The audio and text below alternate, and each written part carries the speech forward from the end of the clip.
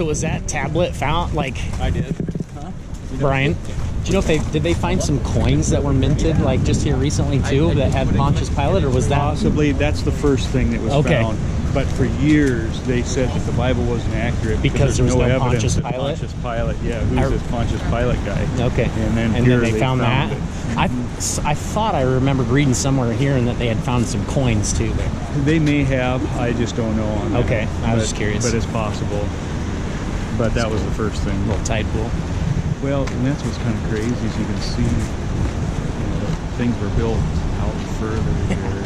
I don't know if it's the just water eroded levels away. have changed, but I mean even way out.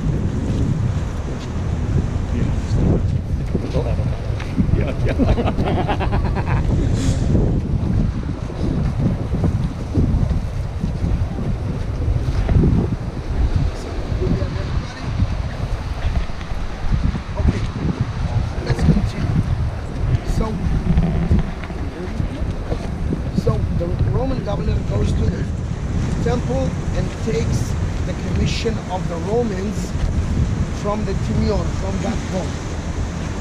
But then again, now you've got other people seeing the potential. Maybe we're going to tax more so we can take even more commission. That is where it brings us to the story of Jesus was coming up to the Temple Mount and flipping the tables of the money exchangers, because people had a hard time sometimes to provide the temple tax, which is named, it was a Roman coin, 4 denarium. 4 denariums will be a tax for a couple, half a shekel for each person. So going back in time, there was so much taxing. You come to a big city, you've got a tax. You've got an annual tax, then you've got the temple tax. So all in all, it's about anything between 6 to 10 full shekels, silver shekels of those days. That's 40 dinars. In today's money, you can buy a little car with it. In today's money, you buy a little car with it. That's very expensive. Now you can understand why we revolted, because it was, people cannot make the month. Taking loans, stuff, mortgage, who knows what. And the Romans are taking commission, and now the priest is taking commission, especially the corrupted guy named Caiaphas. He was not a true priest by blood. A true priest does not act this way. He was, this is not the script of any elder.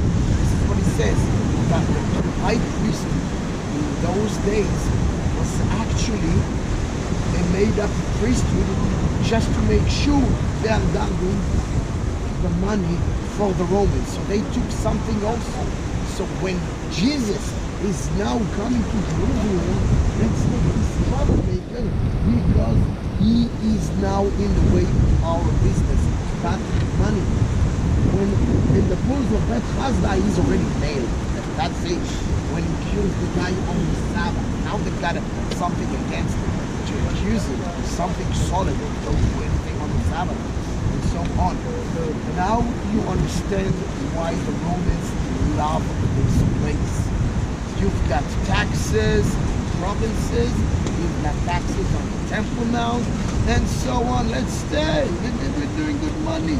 We can pay now the legionnaires, because most of the budget of the Roman Empire went to the legionnaires, because there is nothing more dangerous than a soldier that is not being paid. It's a time bomb. So if you want to pass it by, why do? So,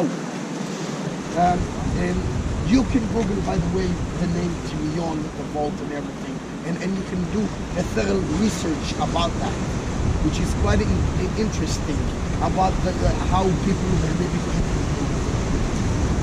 The one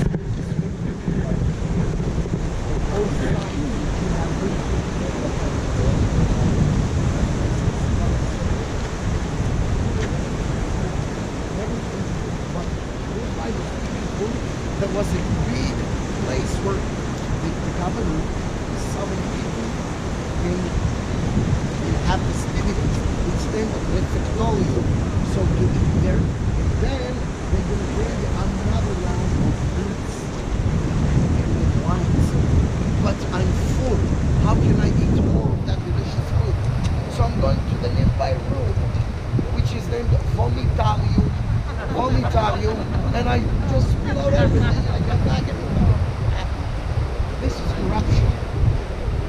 Eat whatever you need, not more than you can take. This is why the Romans, they didn't survive.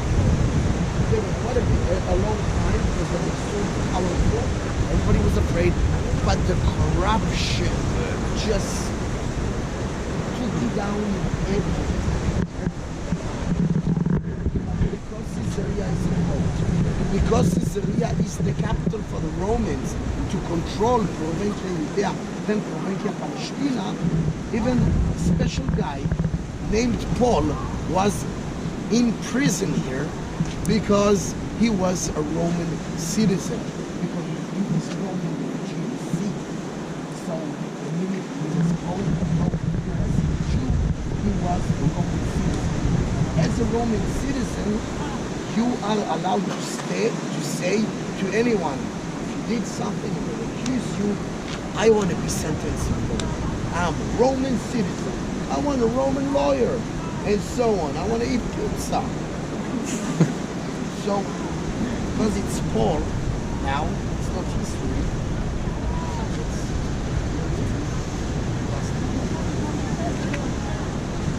All right. Well, guys, if you want to read on your own a little much, there's a little more than what I want to read now, so on your own. Tonight, tomorrow's devotions, whatever, read Acts chapter 25 and Acts chapter 26. And here what we see happening is Paul, he was in Jerusalem in chapter 21, and we see through there how he was arrested because they thought he had brought some Gentiles into the temple. And there's a whole group of Jewish zealots basically that want to kill Paul. And so they come up with a plan that says, you know, you convince them that we need to talk to him on this, but while they're bringing him out, we're going to basically ambush him and we're going to kill Paul. Well, one of Paul's relatives hears about this, gets word to him, and so they decide they need to send him away. And so Paul does end up coming here to Caesarea, and he spends some time here where he is kept, and there are these trials that they call him in. That's kind of the context of what's happening here in chapters 25 and 26. I'm just going to kind of pick a couple of pieces out of that, and as I said, you can go read some more later. But one of the things every time I come here is I look at this area and I think Paul's eyes looked around and this is what he saw. He probably saw, you know, the theater. He saw what you're going to see over here in the Hippodrome Dome, and all of these kinds of things. Wow, this was his view. He was walking around here, right where we are now. But the reason he was here was specifically for the gospel. To preach the Romans. Yes, he was taken here for his safety.